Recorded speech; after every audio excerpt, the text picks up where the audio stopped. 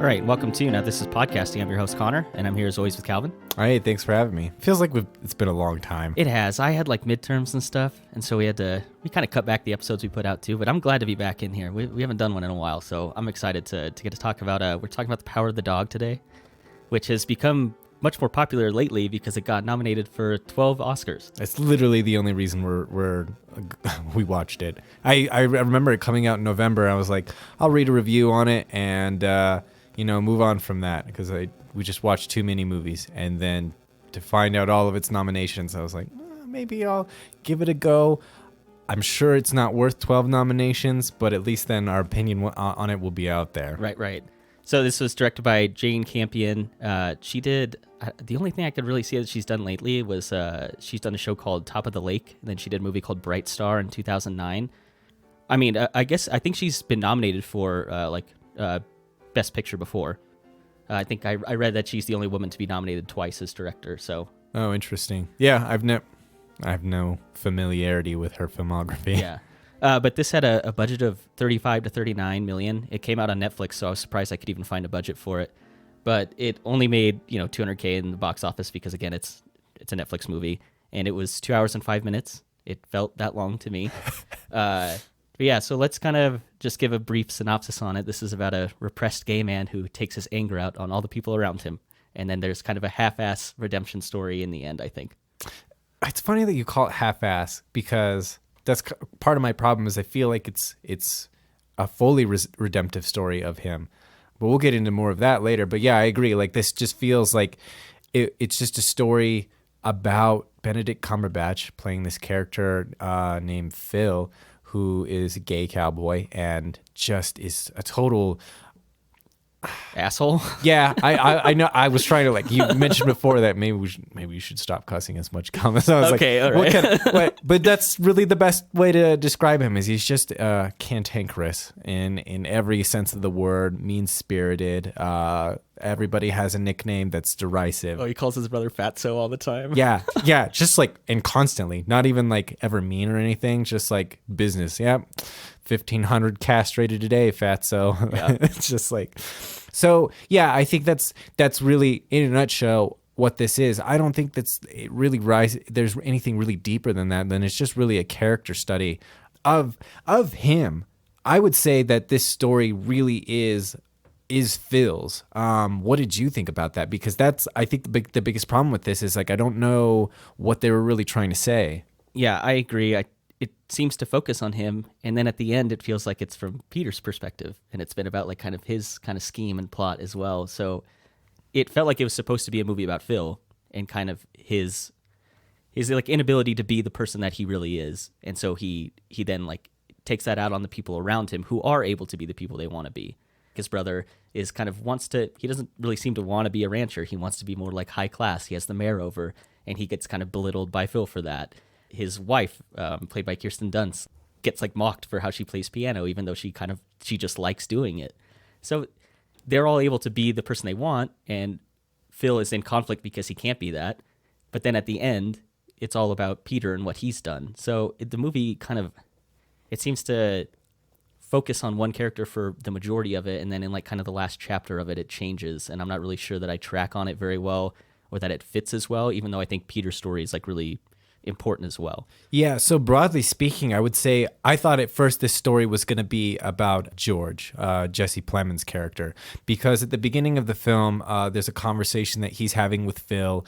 And Phil makes the comment, it sounds like it pains you to hitch two words together. That's one of my favorite lines of the whole movie. I thought it was great. Yeah, it's wonderful. Yeah, that's one of my favorite lines too. It's very quirky.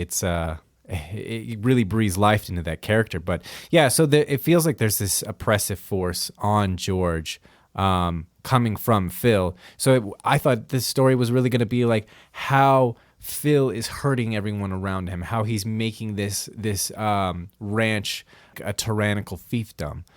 But then if you look at the overarching structure of this film, it's a lot of George at the beginning, George and Rose's relationship. Phil's always there.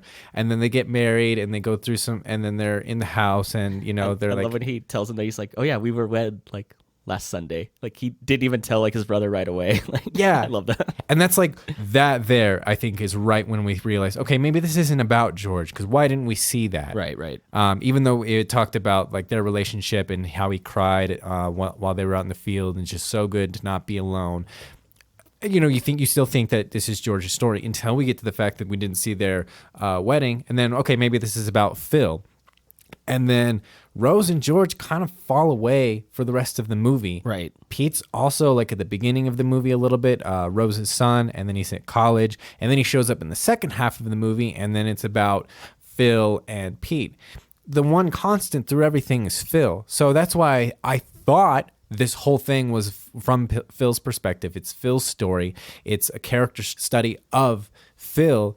So then you get to the twist ending, and it's suddenly not about Phil. Yeah. Like going back and watching it a second time, I can see all of these influences. Peter was a lot more important to me, but the way you've structured this film, the editing of this film is really alienating. No, yeah, I think I definitely want to get into more of the editing, like, because it's confusing how it's paced and everything. I think we had talked earlier. It feels like it's not as coherent, like the time jumps.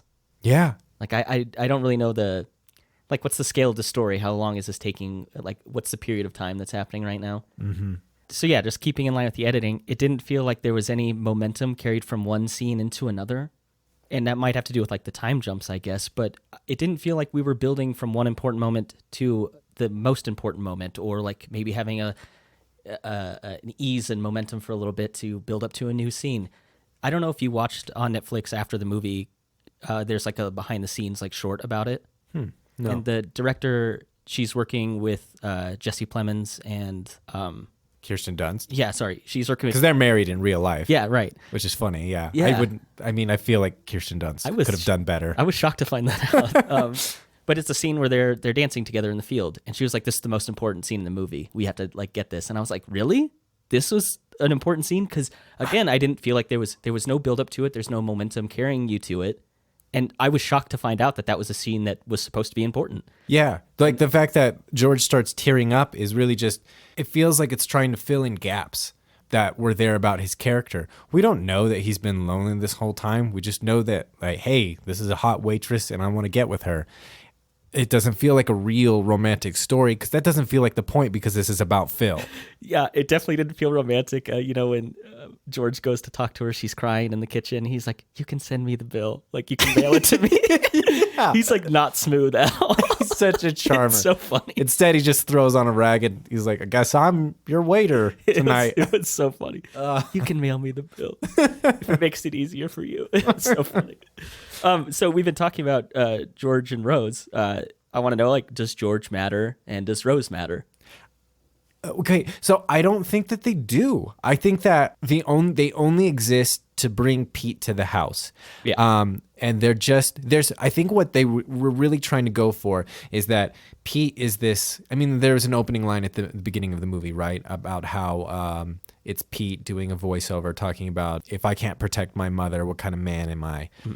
You really need that line, otherwise the rest of this movie makes no sense. I forgot about that line by the time I got to the end of it, because it doesn't seem to matter, because Pete is in 2 scenes in the first half of the movie. So right. I don't think it really is about that. Like, I think what they were trying to do is trying to show this lovely relationship between George and Rose, and how Phil is ruining it through his just in general being a terrible person. But we spend so much time on their relationship that when they disappear in the second half of the film, it's like, well, what was the point of that?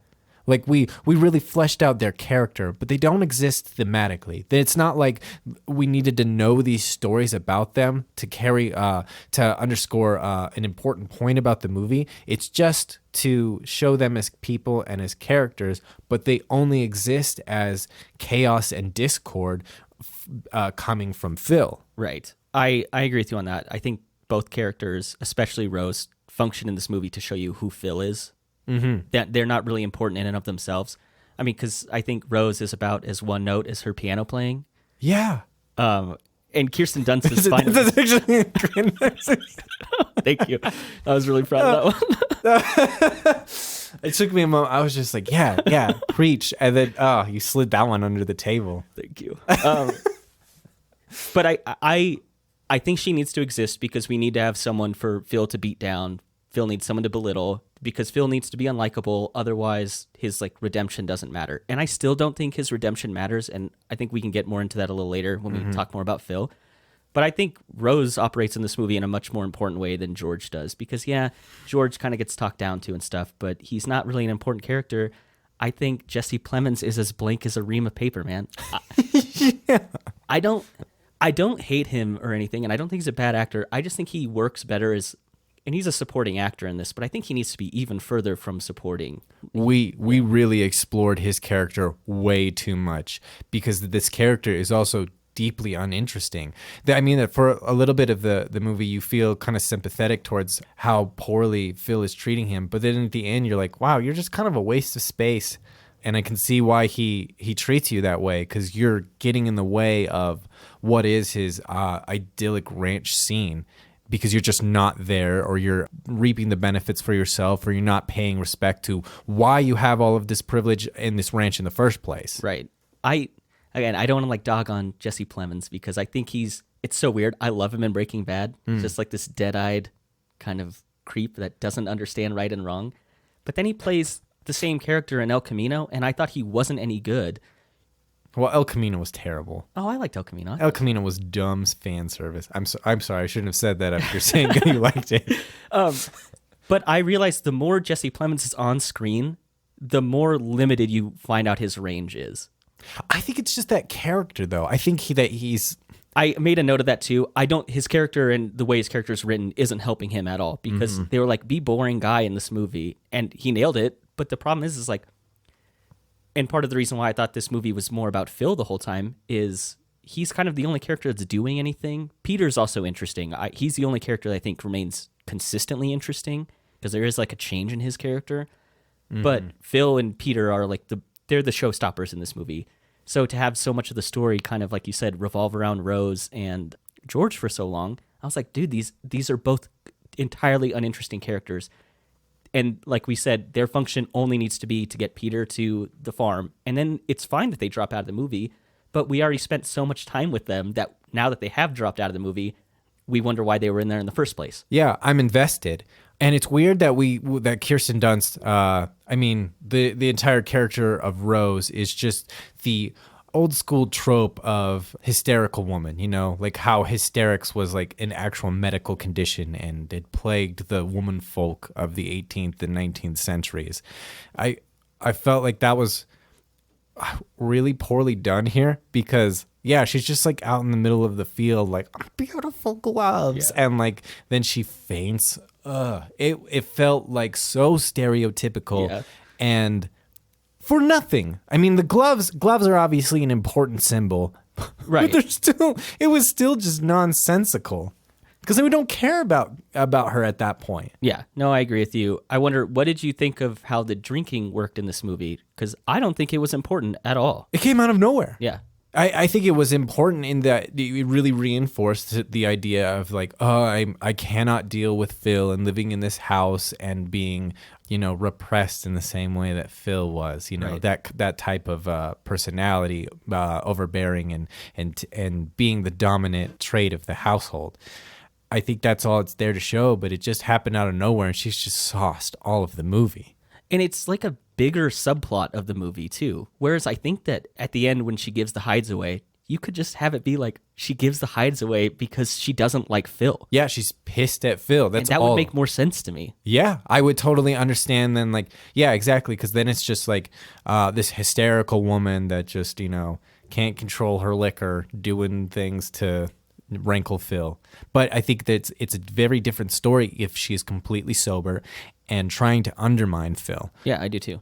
So, and I don't know how much of the screenplay was adapted from the source material. I know the source material it's not exactly an autobiography, but the person who wrote it apparently was like repressed gay as well, and he worked on a ranch. And so I don't know, maybe he had a figure in his life, his mom or whomever, who was drinking a lot, and maybe that's why it made its way into the story. I just don't think it worked as well as this in this film because, like you said, it kind of comes out of nowhere. it seems like she got what she wanted. She got a husband, she got land, she has a nice household. They have like maids and they have people who work for them.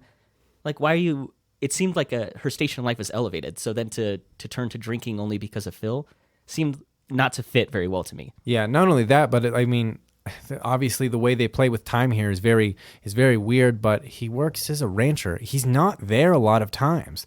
You know, I agree. Because they're going to be on cattle drives. So I don't know why we insist on Phil always being there, unless like it denies the reality of his profession. Yeah. No, I didn't love the drinking in it.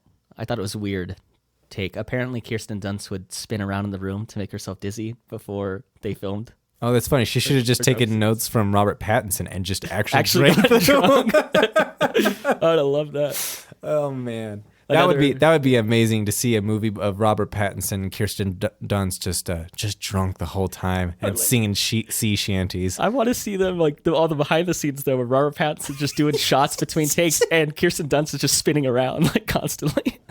That's what I want to see. Another bit of like kind of the between Kirsten Dunst and Benedict Cumberbatch, they were so in character during the filming of this that they didn't even talk to each other on set. Apparently. Oh, interesting. Yeah. So I mean. I think I've given my opinions on character acting. I didn't even really like this movie that much, so it didn't really matter to me that they were in character all the time for this. So, I mean, actors can do whatever they want, and if it works for you and if it gets you in the right space to give a performance that I just care about it more when it's a performance that's like transcendent, and nothing about this movie was transcendent to me. So the kind of character acting we got in The Lighthouse, I was like, oh, okay, cool. Like, I can appreciate them like embodying these characters because I thought that movie was transcendent. I think it's amazing. Mm-hmm. I got nothing out of this movie though. So the fact that you like Benedict Cumberbatch didn't shower for like 2 weeks to get into character, it's like I don't care about that. Oh, that's amazing. It just makes you gross. He absolutely looks like it too. He's gross, man. I want to talk about the music because I feel like the music insists on one tone and one interpretation for this film. At times it feels very, very limiting to the viewership experience. It robs us of the nuance of what's happening in almost every scene that it's in. And I just want to know what you thought of its role in this film and whether it even accomplished that. It seems like everything is just played randomly. Like it doesn't feel like the music is trying to build the emotion of the scene or give you an idea of what the character is. There's plenty of movies that have like themes that play along, like when a certain character comes in. I thought about that piano music where it seems like out of time, right? Mm. Like the keys, it doesn't slightly out of tune. Yeah. And I was like, that would be a good theme for Phil or Peter, because I feel like neither of them get to be outwardly the person they are. They're just kind of off a little, like the timing isn't right. And I thought that theme, I kept hearing it throughout the movie, not playing when Phil or Peter were on screen. But it felt like that would match the tone of those characters. And that was part of my problem with the score. It just seemed to either like swell up at certain points where I wasn't expecting it to, or we had no music at points where I thought there was big emotion. And so the score was so all over the place to me, and it never fit, I think, the emotional intent of any scene or matched a character in any way. So I think it all sounds pretty cool. It all sounds like it fits in the movie somewhere. It just never landed in the right scene to me. I think the beginning was nice, with the plucking strings. Oh, yep, you're definitely right. Yeah, because I feel like, okay, that set the tone. Something is off about whatever relationship is between these brothers. But yeah, when I say it lacks nuance, is I kept waiting for Phil to do something to Peter because the music felt like it was forcing me to think that something bad is about to happen. We have only see Phil be bad this whole time. I kept waiting for something to happen where he would suddenly take control of Peter, whether it was, sexually assaulting him, or whether like they have like an argument and he beats Pete out of like his own repressed rage, like as an expression of his own self-doubt. He just beats a horse out of his own repressed rage. Yeah, exactly. So that's what I mean is like I felt like they're like looking back at the movie after I got to the end of it, there were really tender moments between Pete and Phil, at least from Phil's perspective. Right. But the music doesn't want you to think that. And I think it's really limiting to how you can, what you've created as a film. If you had taken music out entirely, everything is very ambiguous. I think the ending is much, much better. But yeah, like when like exactly what you're saying, everything's one note. There was never anything happy or exciting, and it didn't seem like it ever correlated with what we were actually seeing on screen. Yeah, I think I turned to Hannah too, and I was like, "Do you think this has like horror, ominous tones to it?" I was like, I think it was cool. I think they were experimental and tried to not have a typical score to this. It just never seemed to work for me. It didn't ever seem to like land in the right way. But I remember thinking the same thing. Like, oh man, something bad is definitely about to happen. And then he just like puts the cigarette on Phil's lips or whatever. And I felt like it was building to something, and it just never happens. Yeah. I mean, there was like the moment like Phil has his hand on the back of Pete's head. The camera is swirling around them. Mm-hmm. It's really disorienting. And you have the music like very dramatically, like these little plucks of strings. It's very uneasy. And he's just like, that's so nice of you, Pete. I promise you from here on out, it's going to be smooth sailing for you. Yeah. He actually means that. He deep down actually cares for Pete.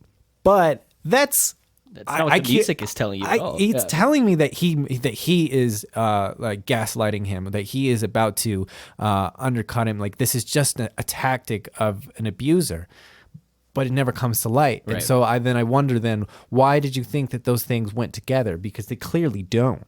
Well, I think later on you find out it's probably more Pete's story than Phil's. And so from his perspective, it is like maybe scary or ominous. And like, this is a tense moment for him. It's not as tender as Phil thinks as it is for Phil. Mm-hmm. So I agree with you there. But at the same time, like if you just took the music out, then both things work. It works the first time and it works the second time. I think almost this whole movie works with almost no music in it. 100%. Which is not typical of me because I love my scores. Yeah. But there was a lot of time. None of it ever seemed to fit. So I was like, just be quiet. Like, please, it's distracting. Yeah, because everybody's performance was great. You know, you've got, white bread George. That's the only thing that's like uninteresting, but he's really just a bouncing board for all of the other things happening. Like he has no flavor, and he's not meant to. Like honestly, if he was just a ranch hand, and like they get rid of George entirely. And Rose is some distant cousin, some long lost sister coming home. Her husband died, and so she needs to move back into the house. And it's Phil's sister, and she brings along Pete.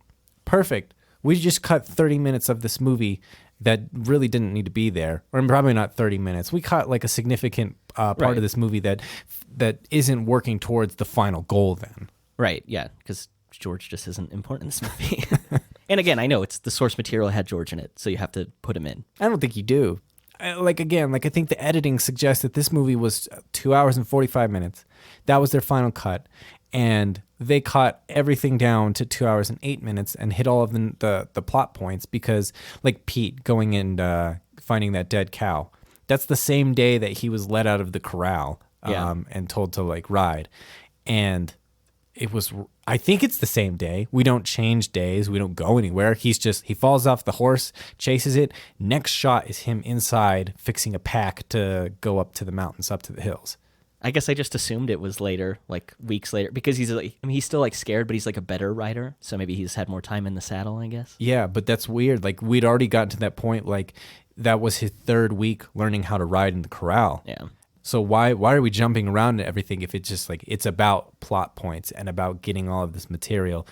You could have just cut this character that's holding you back from getting all of these plot points while filling out interesting details in between. And I certainly think there was a quick turn from Phil mistreating Peter to him now like wanting to be friends. And I think there was definitely more there was more material shot for sure that like fleshed this relationship out. Mm-hmm. And again, if you just take George and Rose out, mostly if you just have them get Peter to the ranch, then now you have much more time to spend on Phil and Peter, which it doesn't really matter whose perspective you think it's from. Their story is the one that matters in this film.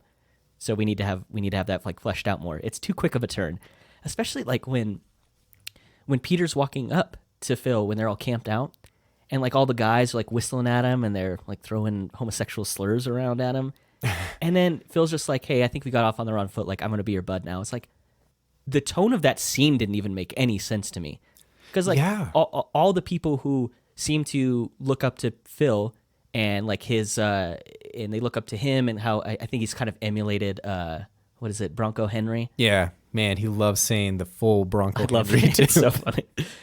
And they always ask him stories about Bronco Henry, and they seem to have a lot of respect for Phil. So if he's not mistreating Peter, then why are they all mistreating Peter? So that just the tone of that scene didn't make any sense to me.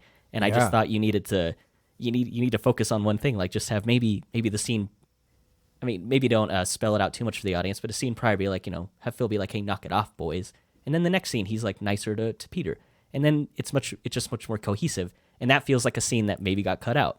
Yeah, because I mean, in between, like the previous scene was Pete finding Phil in his watering hole, and then Phil or Benedict Cumberbatch full frontal chasing Pete. Yeah, that was great. Do you know that was mostly improvised, I guess, by Benedict Cumberbatch. It was supposed to be like he was supposed to have that handkerchief, like keeping it in a pocket or on his chest. It was his choice to put it on his crotch to make it more intimate. And that whole scene was basically just him improvising out there, apparently. That's funny. I don't know if the chase down was improv. That would have been that would have been great. I honestly, the camera kind of suggests that it is, because like it just stays there and they're like, oh my, this was a one camera setup shot. I have no idea what to do now, so they just left it. I actually love that. That's probably one of my favorite parts of the movie is you really get a sense of he's got this whole like little fort built in his own little secret place with his own little like kind of like pornography collection and stuff, and it gets it was Bronco Henry's. It's just been passed down. Oh right, okay. Yeah, I didn't even realize that. Yeah. Oh, does it say it on the box? It says property of Bronco Henry. That's right. So I liked that scene. It was the first time you got to see who Phil really was, and then the fact that it was Peter stumbling on that, and he has this own kind of secret weirdness to him too. It was kind of this cool connection between them, I guess. And then when that leads into Peter being befriended by Phil, I thought it made more sense. I just think maybe one scene in between where all the other guys aren't making fun of him too. You know? One line to change the momentum of this relationship is all you really need. But like it feels like he's just reeling in Pete for some other device in mind. Like what is his real end goal here? Well, now that we know that he's gay, like we kind of think that like, oh, maybe he's just going to bring him into the fold so that he can, he's just a terrible person in general, so we can only speculate as to what his goals are. Right, and that's part of my problem with, I think, the redemption of Phil, is because I agree with you. You said, like, he's saying these things to Peter, like, it's going to be smooth sailing for you. I think you're absolutely right. He's being totally genuine. This isn't some kind of, like, lustful taking advantage of Peter. I think he's, like, got genuine feelings. But you spent the whole first half of this movie making Phil so unlikable that, like, I don't really care that he gets a redemption. It's like you can be repressed and upset and not be a garbage human being to everyone around you, like your family, your new sister-in-law. He's awful to Pete in the beginning. It just didn't feel earned to me. I wanted the redemption, but I was like, I think the way I fix this is I think you keep the way he treats Rose, because you need to build up that he is that he needs to be a bad person. And he needs to be repressed. You need to show that he's taking this anger out on someone. He's taking it out on the people that he should love and the people around him.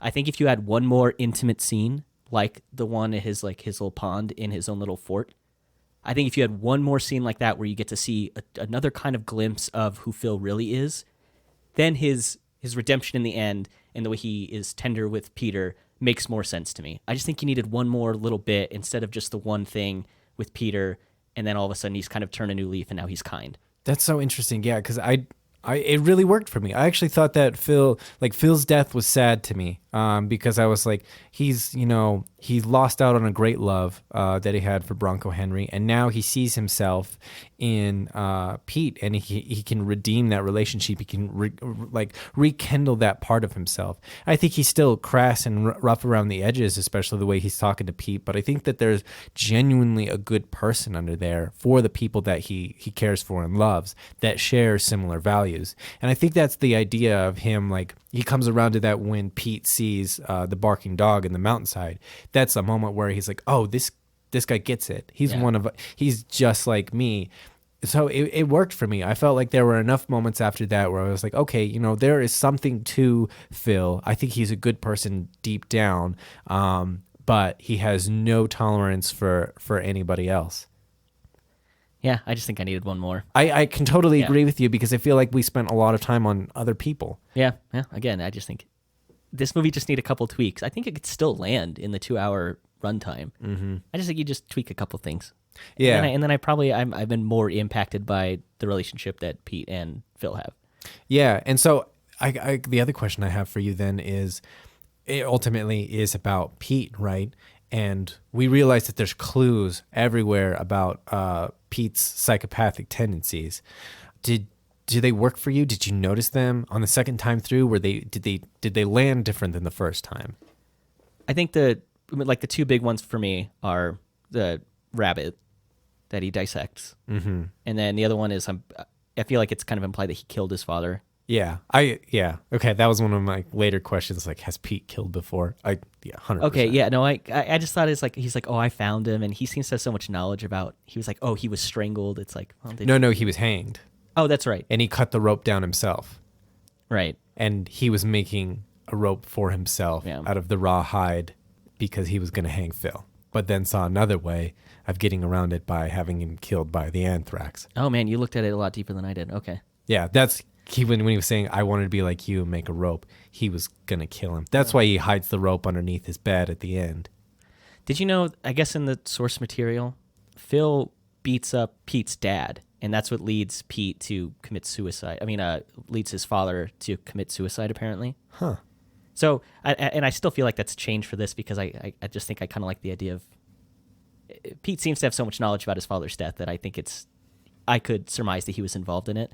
Mm-hmm. But that adds another layer to Pete and Phil's relationship if you add that in, like a fight between him and his father, and it also makes the ending more earned to me too. Because 100%. Because I didn't really. We can get more into that either, but I don't know that I really love the ending and how what ends up happening with Pete and Phil. But I kind of like that idea of like there was like animosity from the get-go. Like Pete always had like a scheme.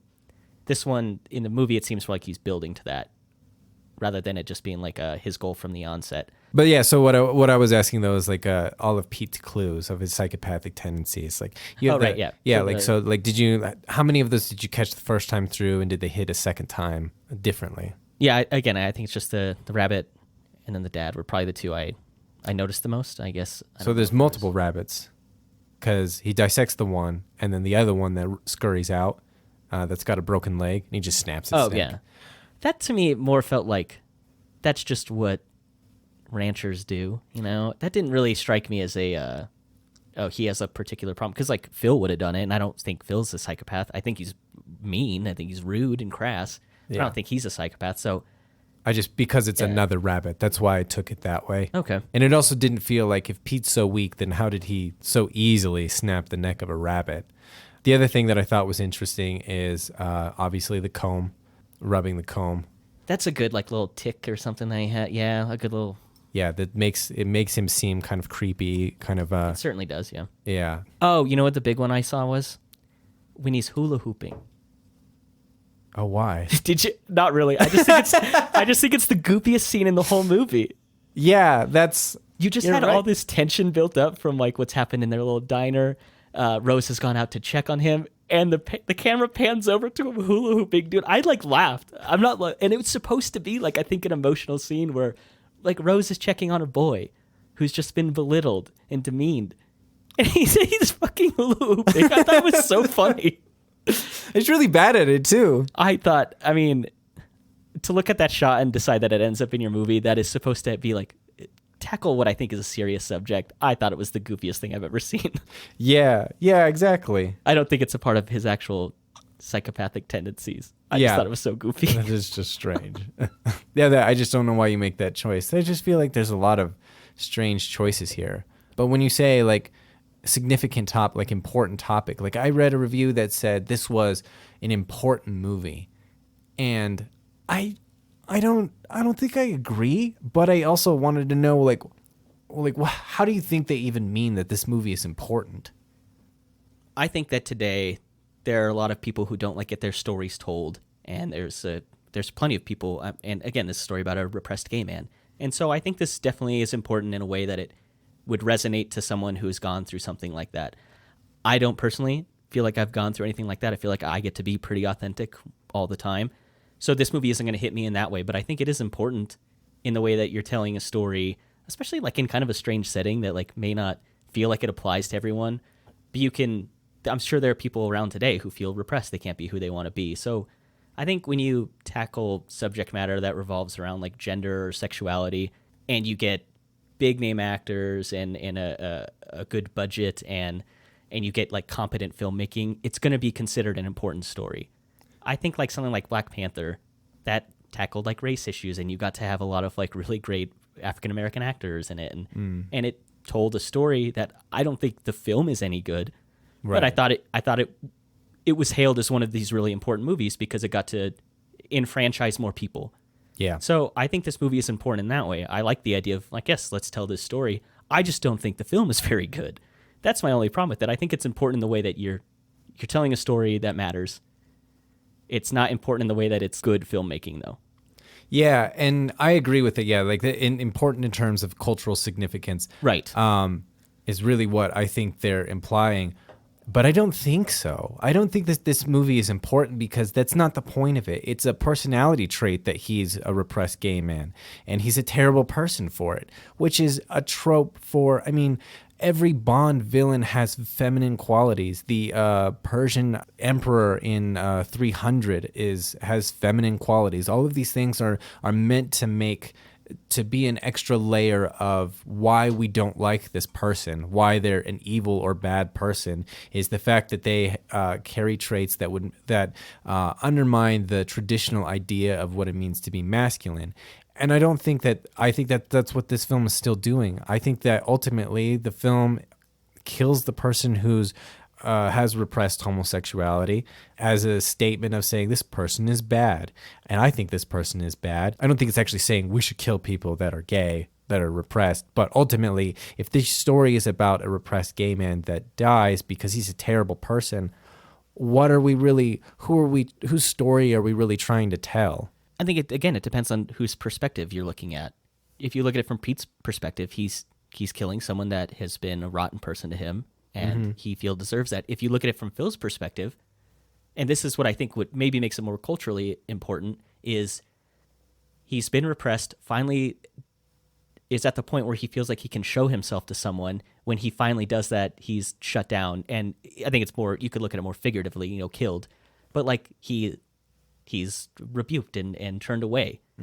So I think you could look at it that way, is like there are plenty of people who are repressed who probably feel like, oh man, I remember the one time I like shared my secret with someone and they turned me down, they turned me away, they scolded me for it. So I think if you look at it from Phil's perspective, it still is kind of an important story, or at least it's a better story than what you're saying, and and so I think it can still be valuable in that way. Yeah, and I agree. I think like if you just don't have Pete kill him, if you cut out the last 30 seconds of this film, I think it's a much better movie.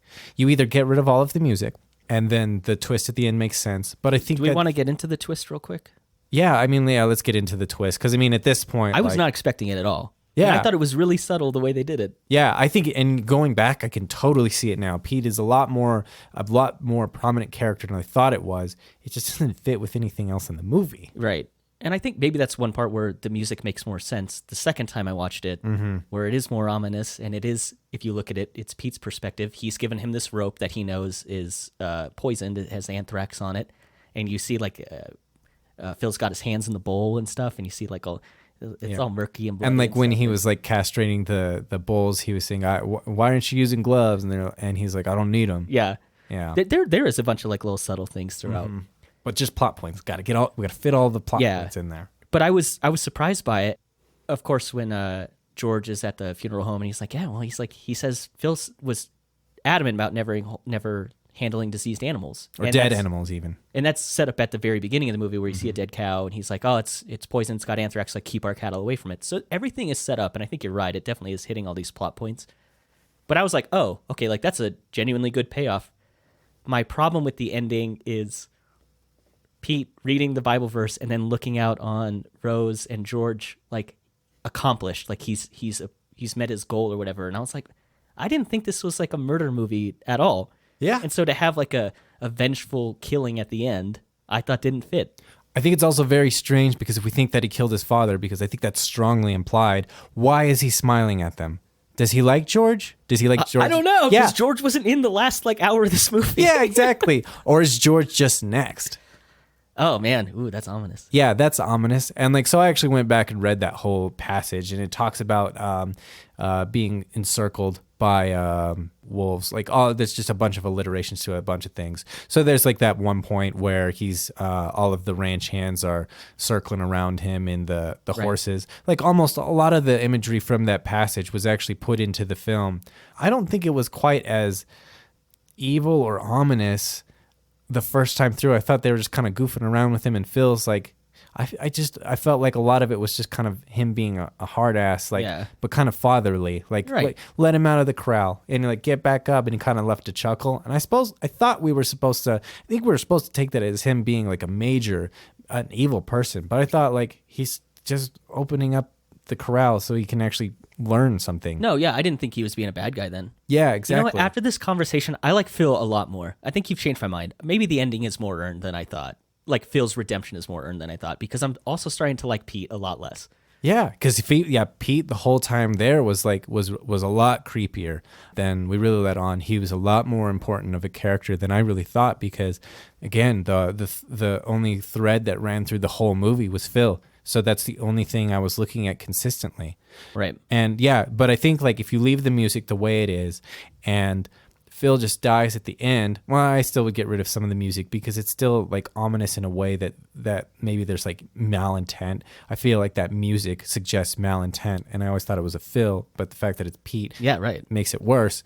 But I think if you get rid of the twist at the end that he was killed, then this is an important story, and this is like something like, wow, like he had his whole life where he was just never able to be who he was, and he took that out on the world, and that's, that sucks for everybody involved, Right. him included.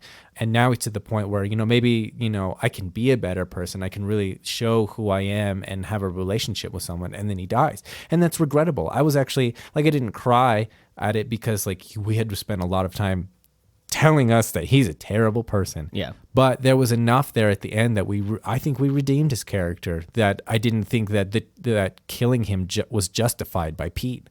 No, I think you're right. Again, I think if you keep that source material information in, that he's beat up Pete's dad before, then I'm like, okay, Yeah. this seed was planted early on.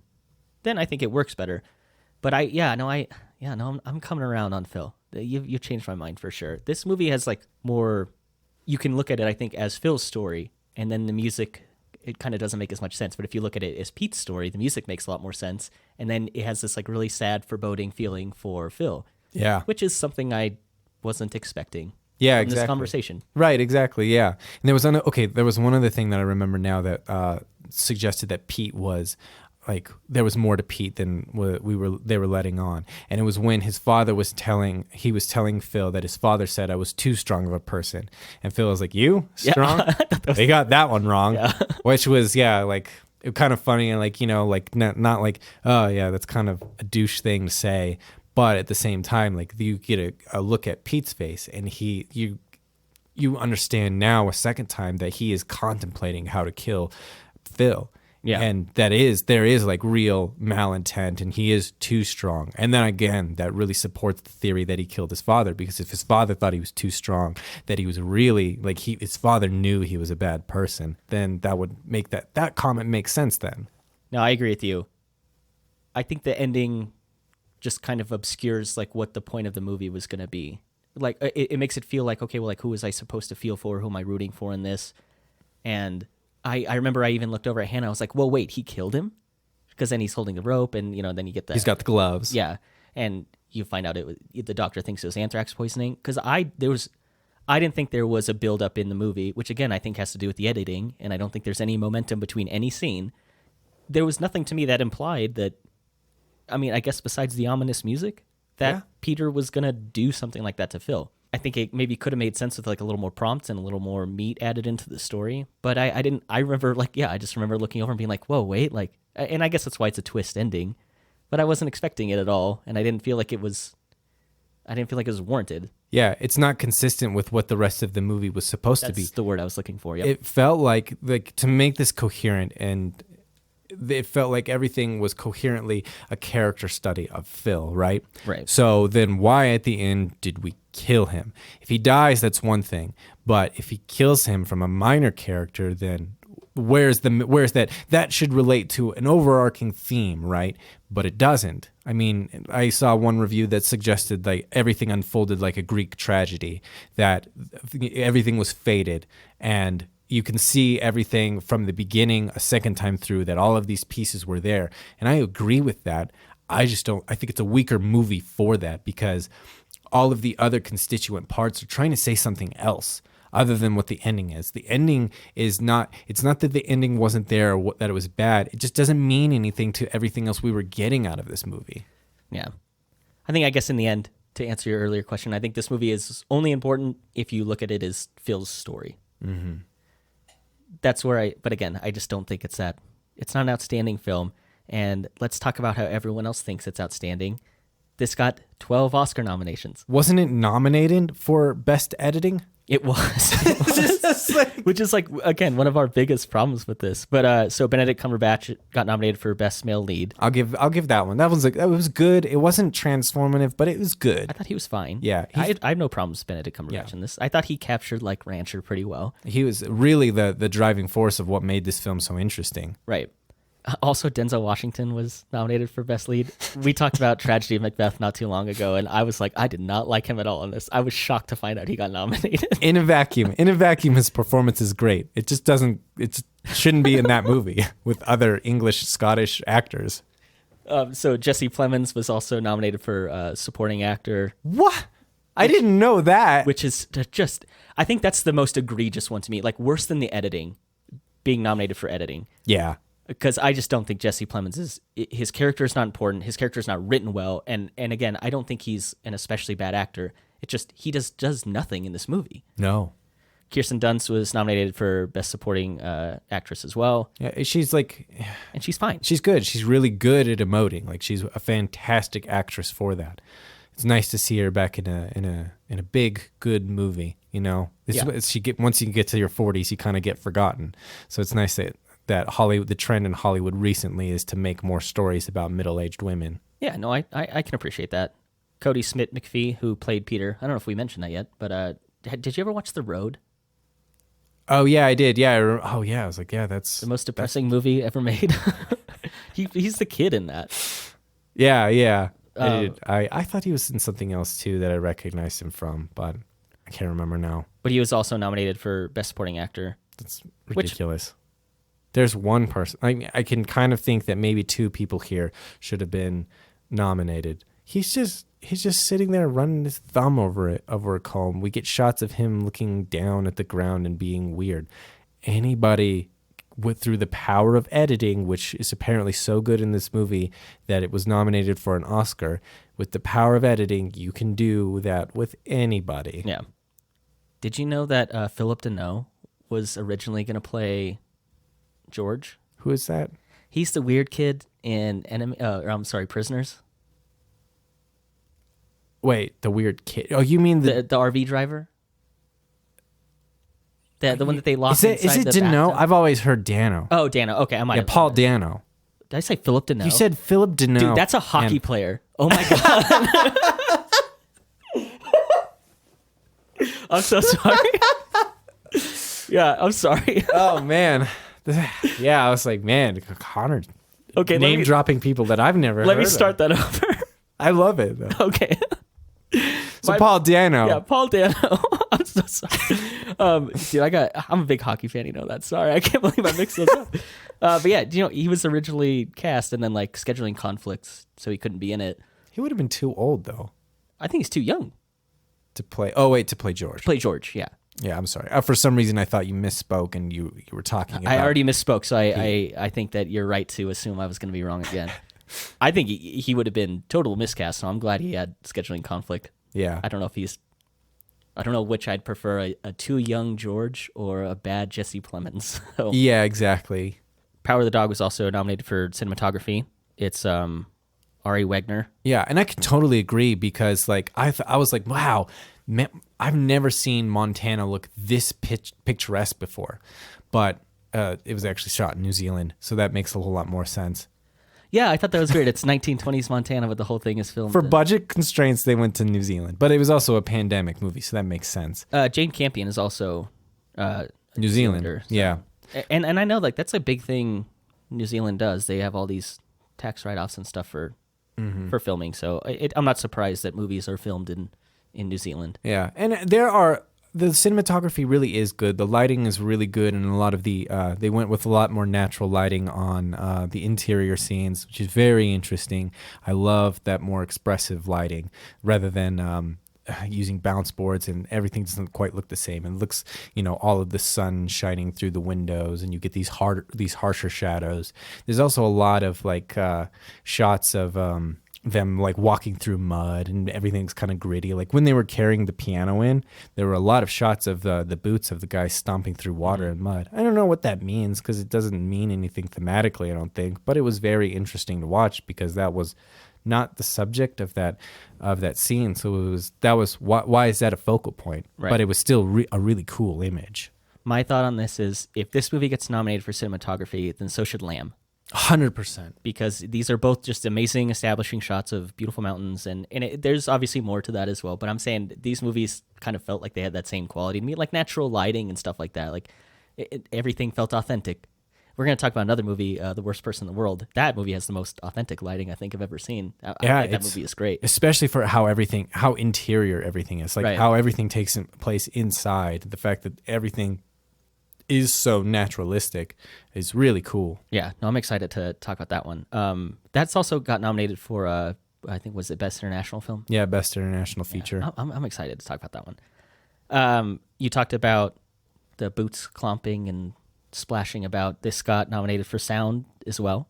Cool. Not really sure why though. I don't either. Jane Campion got nominated for Best Director. It seems. I mean, if you're already going to nominate for all of the other parts of the It's movie, like you have to do it, right? Yeah. Like if you get nominated for 11 Oscars and then Best Director isn't one, then like everyone's going to be like, I mean, a lot of people, I already think like it's a joke. Yeah. I mean, if this movie is nominated for 12 Oscars, I think that really underscores why it's a joke.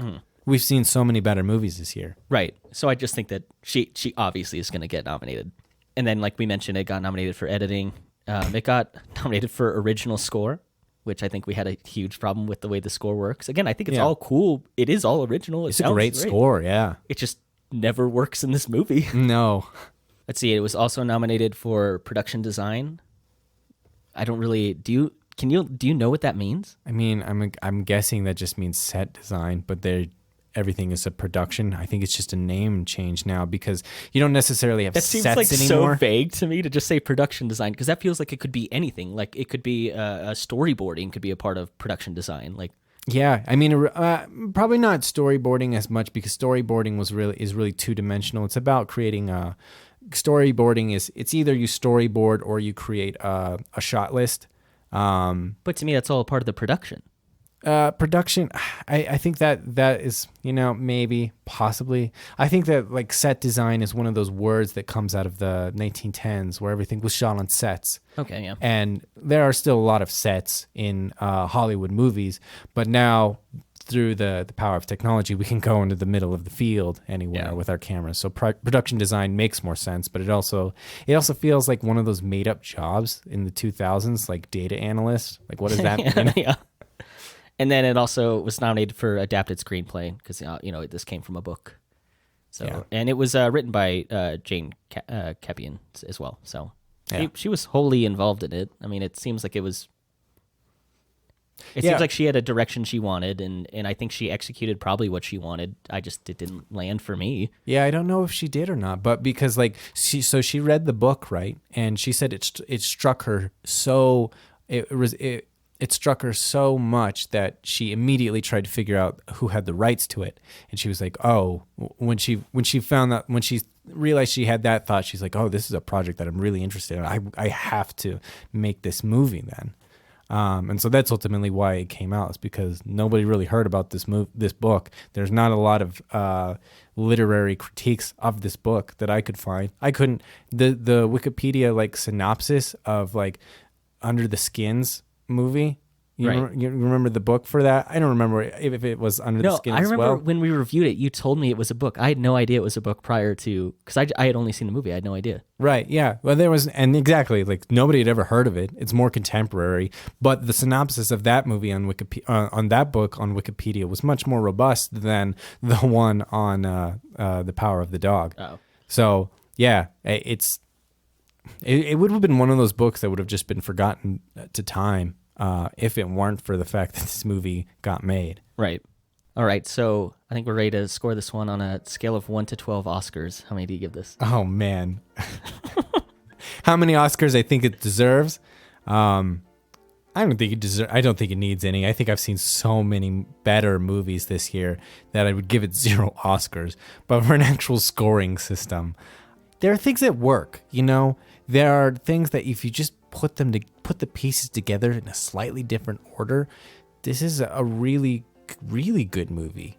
But otherwise, I think it holds itself back to being a mediocre to good movie. It's like you have to do your own gymnastics to make it better. Yeah. Like mental gymnastics. To Yeah, make it better. exactly. Yeah. Just like Inside Out. What do you mean by that? Oh, yeah, because you don't like that one. Okay. I feel like I spent half of that episode telling like this is how I would fix this beloved children's movie. I thought we came up with a lot of good reasons that would make that movie better. Yeah, I think so too. Obviously, Kiefer didn't agree. Dude, he was angry in the comments. Yeah, he was very angry in the comments. I actually am going to pump this up. I had this like, I had it like 6 out of 12. I had it halfway there. I'm gonna pump it up a little bit. I'm gonna give it like 7. Yeah, and this was a good conversation, and I'm realizing that I misunderstood Phil, which maybe is kind of the point of his characters. He is misunderstood, and he can't be who he wants to be. So, I actually think I'm gonna bump this up a little bit. It's not the greatest thing I've ever seen, and it's fine. It's not 12 Oscars fine, but it exists, and I think it's still a kind of fine story, and I'm sure it's gonna resonate with a lot of people really well, and it's going to win a bunch of awards. So people are going to see it and people are going to talk about it. So I guess it's good in that way that there is this story out now. It just sucks that the story is put inside of a subpar film. Yeah. And I'm going to score this a 6.8 out of 12 Oscars because the problems that this film has are so simple. Editing, anybody can put together a better edit of this movie. These are not things that are technically challenging. You got all of the best pieces out of this movie when you filmed it. You just put it together poorly. That just screams something went wrong with production, with an executive producer, some studio head somewhere saying this needs to be shorter. I don't know what it is, but I know it was stopped and then started again because of COVID. But I still like. I agree with you. I think all the problems are technical. It's not the performances. Mm-hmm.